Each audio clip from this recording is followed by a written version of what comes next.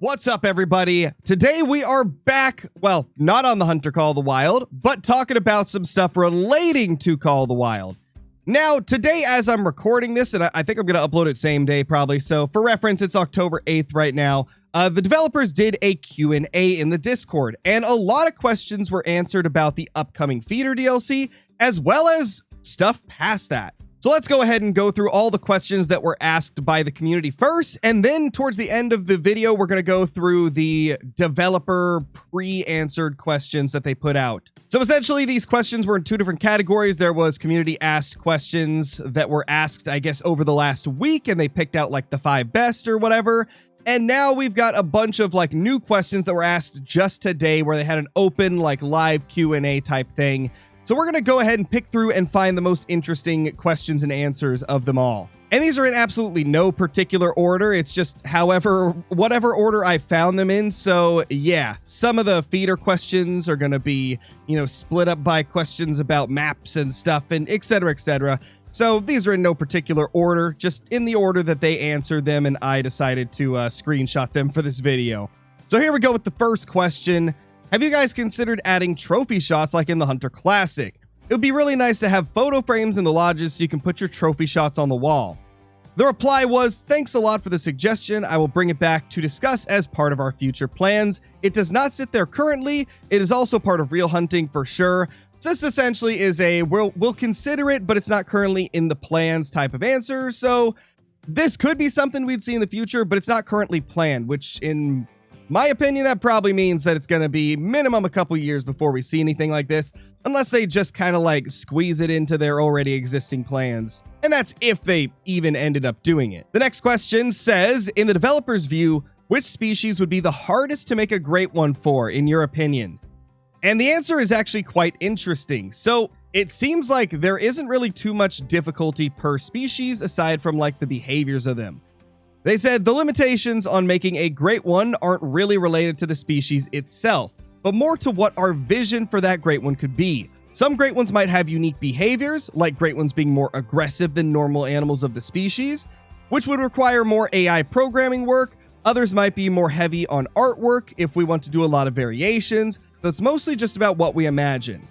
Which, that's kind of what I expected. It depends on how crazy they want to go with a given great one. That's going to determine like the amount of work that goes into it. Oh, and also just to clarify, because I'm sure some people get confused with how AI is used nowadays in terms of like what AI means in the modern age. But we're talking the intelligence of the animals, not like using AI to create stuff. We're talking about, what causes the animals to go eat, drink, run away when you spook them. Like that is called AI as well, and it just stands for artificial intelligence, which I think that's what AI stands for in the other like context as well. But you get what I'm saying. Like this is something that's been in video games for 20, 30, 40 years. However long video games have been around, this has been used. AI has always been a thing, but it's a completely different thing than what people view AI as nowadays. The next question is about the feeders. It's, will there be different types of baits for the feeders? And I was so happy to see this. The box feeder and post feeder can both be filled with either fortified pellet feed, which is high in protein, or multi-grain flake mix, which is high in carbs. The bait barrel feeder can be filled with either meat scraps or the super pungent sour fermented mash. That is so awesome to hear. There's going to be multiple different types of feeds that you can put in each of the feeders, and that's obviously going to change like what gets attracted to it, which is super awesome, man. That is going to be really useful depending on like what you want to try and attract to it. Now, this one right here is actually interesting because it actually does give us a pretty solid answer to what we could expect for the UI in the future. Sorry to ask again, but I've been asking this in post live streams and videos for about 2 years. We'll skip over that. Are there any plans to implement robust equipment filtering and sorting options, including key features like a search field and weapon ammo compatibility matching within the inventory screen? Vivi says, we actually made a thread a while back to collect feedback on improving our UI and have taken it all into account. While I can't promise when the changes will come, I can tell you that we plan to improve the experience in the future. This is huge. So this is basically an answer to being able to search for stuff, it seems. Like, because that's what the question was about, was key features like search field, which is, a search bar, so you can type in what you want. and a weapon ammo compatibility matching. And the answer was that they've considered all that and that these types of things will come in the future, but they can't tell us like when it's going to happen, essentially, which that's kind of exciting that we're going to get little things like that and hopefully a lot more, because the UI is probably the weakest point of Call of the Wild at the current moment. Are there any plans to incorporate essential DLCs into the base game to lower the barrier for entry for new players, considering the large amount of existing add-on content? And the answer was, it's something we could consider. What DLCs do you think are essential and would like to see get added to the base game? And then there was more in the thread, but this was the only response from the developers at the time that I am making this video, so this is what we've got. So essentially, they would consider making some of the paid DLCs free in the future. I have suggested for a long time that we should get some of the older maps put into the game for free at this point. Medved in particular. And Verhonga would also be kind of cool, but I'll be honest, I feel like Verhonga is an incredibly high-selling map, and I don't think they'd want to make it free because it probably is one of the, like, best sellers.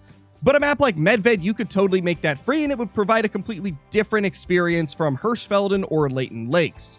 So personally, I'd like to see Medved go free. I think that would be really cool. And then obviously, since it comes with the base game on console, I'd like to see the ATVs also be a free part of the PC version, as well as the Tents and Groundblind DLC.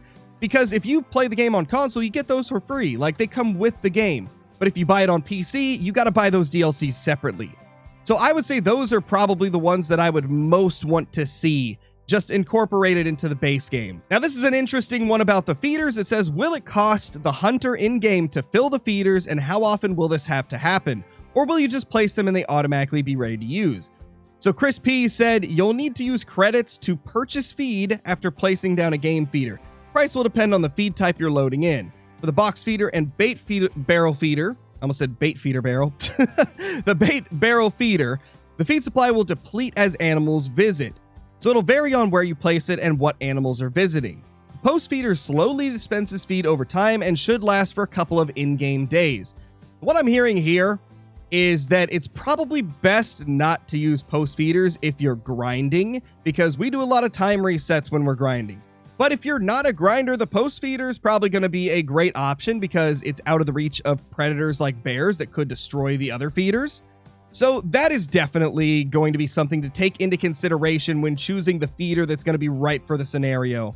And to make sure everybody understands, this is in-game currency that's being talked about here, not real money. So the currency you earn from killing animals and completing missions and stuff. Now, this one I found incredibly interesting, and I'm actually quite excited to see what we get in the future because of this. The question reads, did you guys consider tackling other types of hunts like driven hunts? I think a small map with a driven hunt position would be an excellent addition to the game to break the pace from grinding / normal hunt. And the answer was, this is such a good question. With Salsvisen, we tried to make a smaller map to make a special hunt experience. We learned a lot from that. Driven hunt is just one of the many interesting hunting methods and surely one of my personal favorites. We do not have it in our current development plans, but I love this suggestion for more unique maps, possibly even in smaller maps to start with, and would love to discuss your expectation for those. So this is actually really awesome because it does show that they are open to creating more maps that are just like a completely different experience from anything that we see in the game. You know, stuff like driven hunts. I mean, maybe this would even open the door to like helicopter hunts, you know, I'm just saying. I know a lot of people probably wouldn't want that, but there's a lot of people that would. I mean, in Texas, you hunt hogs from a helicopter, and I think that would be freaking sick to be able to do. Give us a Texas game ranch with like a helicopter that you can hog hunt from. Oh, that would just be chef's kiss, man. Beautiful. So this is basically similar to a question we already answered, but this answer was very different, so I feel like it needed to be included. Will feed for feeders also be purchased like ammunition? So the answer is feeders will be topped up directly either by interacting with them in person in the field or using the map. So you won't need to carry around piles of feed in your inventory just to top them up. So essentially you walk up to the feeder and you press a button and it allows you to fill it up. Or you can just open your map and like click on the feeder on the map and fill it up from there. I like this, though I'm sure some people will be kind of upset that that's not like super immersive or realistic. There's definitely a lot of people that probably wanted the experience of like carrying a bag of feed up to the feeder and like, you know, filling it up like that, having an animation for it. But I like that they've done it this way for my personal playstyle. This will make things a lot easier, but I could definitely understand why some people might want a more like advanced way to fill up the feeders just for the realism aspect of it. Here's a good one right here. Will there be more maps after the winter 2025 map? I don't know why this came up, but recently, like over the last few days, there's been a few people that have asked me like, oh, do you think Call of the Wild's going to stop releasing maps after they release this next one? And I don't understand why people are thinking that, because there's been no indications of them ever slowing down with like map production. And we get kind of that type of answer right here. That is a good question. Thanks. Yes is the very short answer. We have a very long list of really cool potential reserves across the world, and I'm personally really excited to share more in the future. Now, we get more information on maps later, so, you know, we'll get to those soon, but this is kind of the start of an answer to what we can expect for maps in the future. This one I thought was kind of interesting. So, will there be a Great One species exclusive to a specific map? For example, Ibex getting a Great One and only being available on Quattro Colinas. The answer from Matt was, one of the things we love about Great Ones is that the chase can be different depending on which reserve you hunt them on. And we love that players have options for where to hunt for them. That being said, if we had a really cool idea for a Great One that was exclusive to a reserve, we'd love to do that too. So essentially, there's no limitations on what species they'll choose for Great One. It just comes down to what their vision is for the next Great One and if they have a great idea to make that Great One come alive. And also, this kind of explains why we don't always get the exact Great One that's being requested the most. Like, for example, Black Bear. For the longest time, people wondered, you know, why did we get a Black Bear as the second Great One? Or was it the third? It was the third, right? Yeah, it was the third, because I think Red Deer was the second. But still, like, a lot of people wanted a moose. They wanted some other Great Ones as well, more than a bear. But, you know, they wanted to do a bear. They had ideas for the bear, and this explains why. You know, if they have, like, an idea for a Great One and they really love it, sometimes they'll go with that instead of what is necessarily the most requested, which I'm fine with that. It does make for some really interesting Great Ones, and I feel like in anything, if you're passionate about something, if you, like, really love what you're doing, it's always going to create a better product. And I would argue that nowadays, the Black Bear is probably one of the most beloved Great Ones. I definitely see it being a lot more popular than it used to be back in the day. Now, this one right here is something that a lot of people noticed, including myself. I didn't point it out in my video because I didn't feel like it was on topic for feeders. And I, to be honest, thought that it was bad lighting at first, but it does seem that it wasn't just bad lighting in the trailer. They have remastered the Red Deer. And this is exactly when we can expect to see it. It says, as some eagle-eyed viewers may have already noticed, the Red Deer in the Game Feeders trailer were looking a bit spiffier than before. While we won't finish with that work when the feeders themselves release, you can expect to see that visual update before the end of the year. So the Red Deer update, the Red Deer rework is not coming with the feeders, but it will be within the year, or within the next few months before the end of the year. You get what I'm saying. Before the end of December, we will have the remastered Red Deer. Here's another one about the feeders. What range do the feeders have? Like, in what range do the animals get attracted? So Crispy says it's a two-part process. First, the animals need to discover the game feeder and remember that there's something tasty there. They can do this by passing within roughly 400 meters of a placed feeder that's loaded with a food that they like.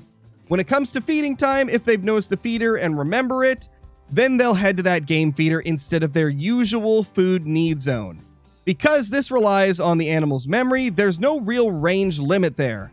They'll come back from afar for the good stuff. So essentially, like, if a herd gets attracted to that feeder, it doesn't matter, like, how far they are when feeding time starts or when drinking time starts. I'll be honest, I don't know if it's feeding or drinking time. I would assume it's got to be feeding time, right? But I guess we'll find out.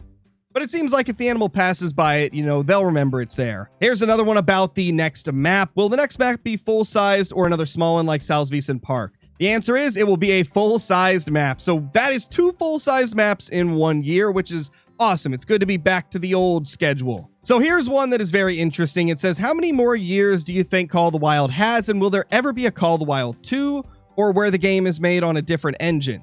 And I'm sorry, I don't know how to pronounce your name. Crow? I'm going to say Crow. Thanks. Good question. We are here for the long run. We have many years ahead of us and absolutely no plans of a last map. So that is really good to hear. They essentially plan to support Call of the Wild for as long as they possibly can.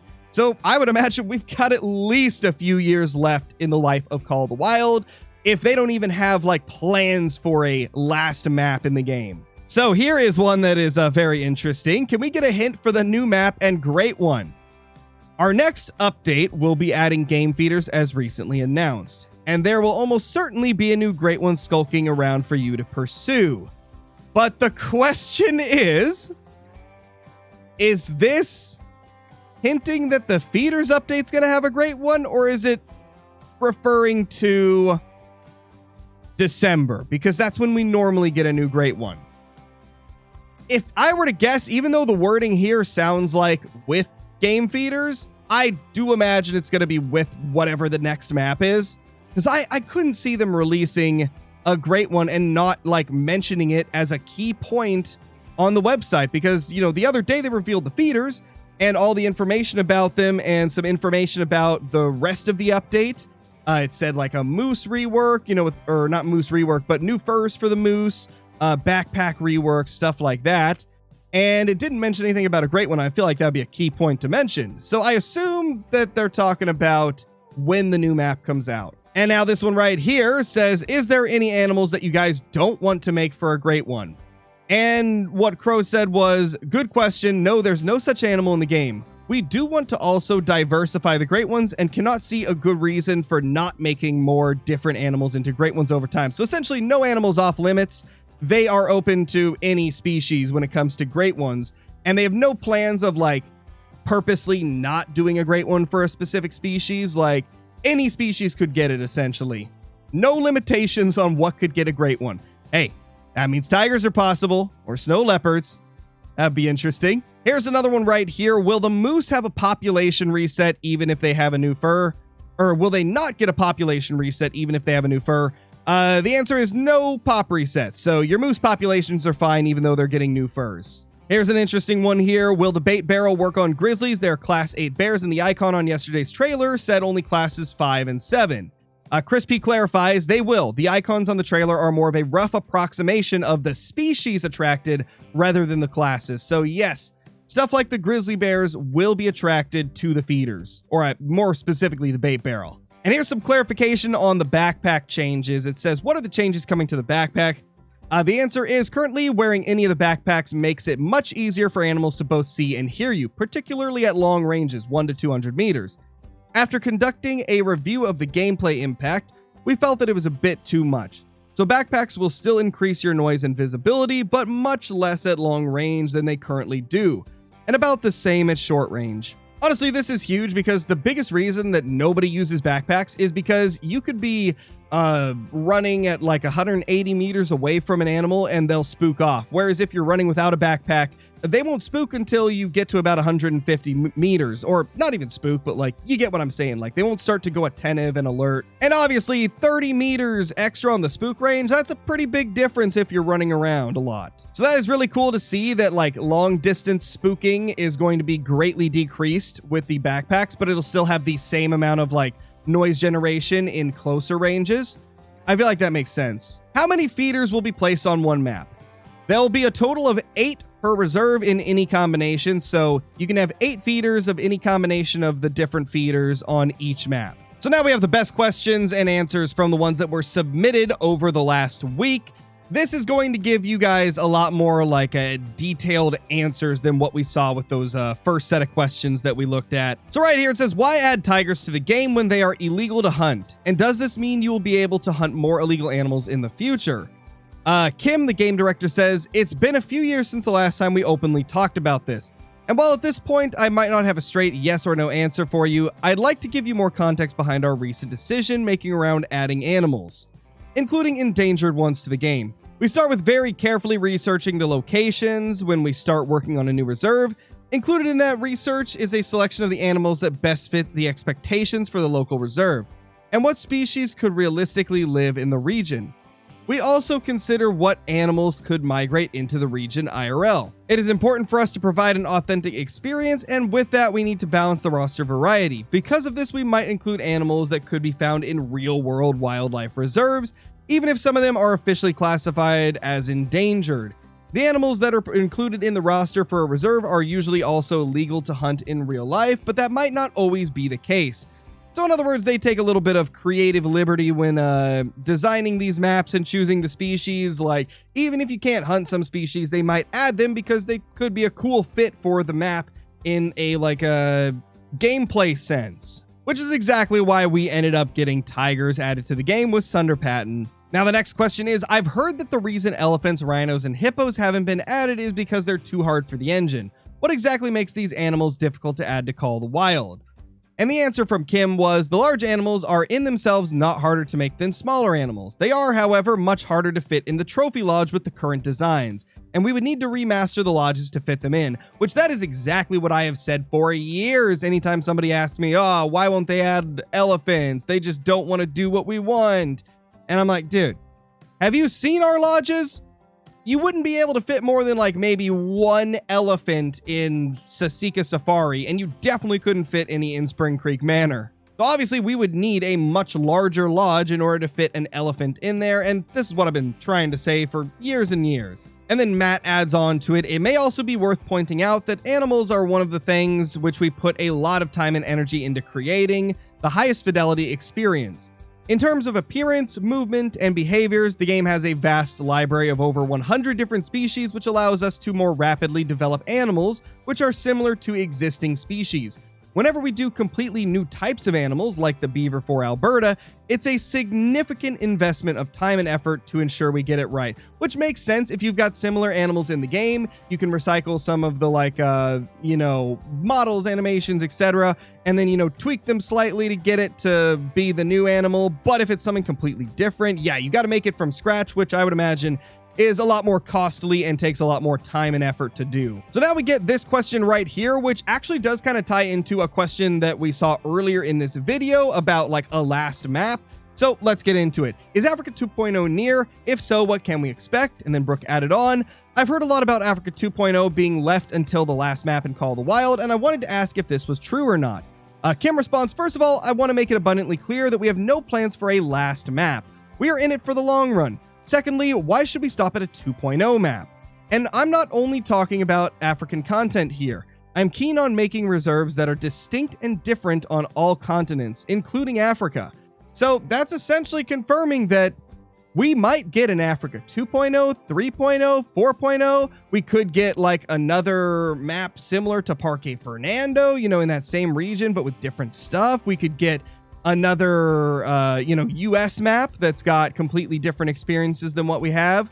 We could get more maps in New Zealand. Like, there's a lot of possibilities here. And it's good to hear that they're open to doing, multiple maps for each continent in the world. Definitely excited to see what that could mean for the future of Call of the Wild's maps, because, oh my gosh, it would be so sick if we could get an Africa 2.0 and 3.0 and 4.0. That'd be so awesome. There's so many species they could do. You could do 4, 5, 6, 7 maps and have completely different species on all of them. It would be amazing. And then the second part of the answer here is, finally, we want every reserve to be at the highest possible quality. We want to deliver the best possible experience, the animal roster that is expected, and the gameplay to support it. We plan reserves to deliver on that. So we have the technology in place. I am personally excited about plans for the future and looking forward to revealing more as we progress. So it's definitely going to be interesting to see what they can do in the future. I know there's always people that are going to be like, oh, they don't ever add the animals that I want on there. And it's like, well, if 75 people want a specific animal and 25 people want another animal, they're going to go with the one that 75 want over the one that 25 people want, It's a majority type thing always. So there's always going to be species where people are like, oh, why isn't this on here?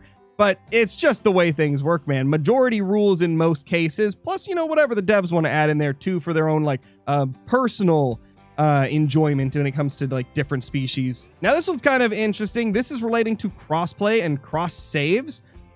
Is crossplay between console and PC going to be available? Will cross progression ever be added? And the answer is, we know it's a very popular ask, but unfortunately we have nothing to announce at the moment. So no information on cross platform or cross progression. So that's unfortunate, but hopefully in the future. And we are going to end it off on this one right here. Do you feel that Great One grinding ruins the game? And Matt says, the Hunter Call of the Wild is a complicated simulation where many different mechanics can interact to create different gameplay experiences. We welcome players to engage with the game in whatever ways they find enjoyable. If we find situations where gameplay systems can be affected in ways that are undesirable, we can make adjustments to try and change the experience, as we did with when we changed how quickly Bengal tigers appeared on Sunder Patton. So in short, grinding is going nowhere and they don't think it ruins the game. As they've stated, if they see something that is something they don't want in the game, they will change it, they will fix it, and that's what they did with tigers. Because you used to be able to grind tigers incredibly efficiently and fast, and now they're on, like, I think last time I checked, last time I timed it, it was like a 10 to 13 minute timer or something like that before a tiger respawns. So they did that to get rid of the whole tiger crazy grinding 3 lake, 4 lake method, whatever it was.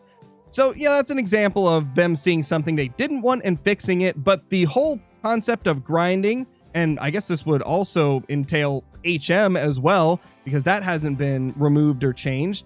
Those are things they don't consider to be like undesirable outcomes, because at the end of the day, they want people to enjoy the game the way they want. And that is the last question that we're going to take a look at here. Lots of questions, lots of answers. This video is probably way too long, and because of that, I don't even know what day I'm going to upload this. I might have to edit this for a couple hours. But anyway, thank you guys so much for watching. Subscribe to the channel if you're new. Leave a comment down below. Hit the like button if you haven't already. And I'll see you all in the next one. Oh, actually, before I go, if you haven't already, hit that hype button. It's a new feature here on YouTube. Not everybody has access to it yet, but you can hype up videos, and the top 100 most hyped up videos go on to their own like separate tab in YouTube, and it's really huge for smaller channels, which is pretty awesome. But anyway, I'll see you guys later. Peace, peace.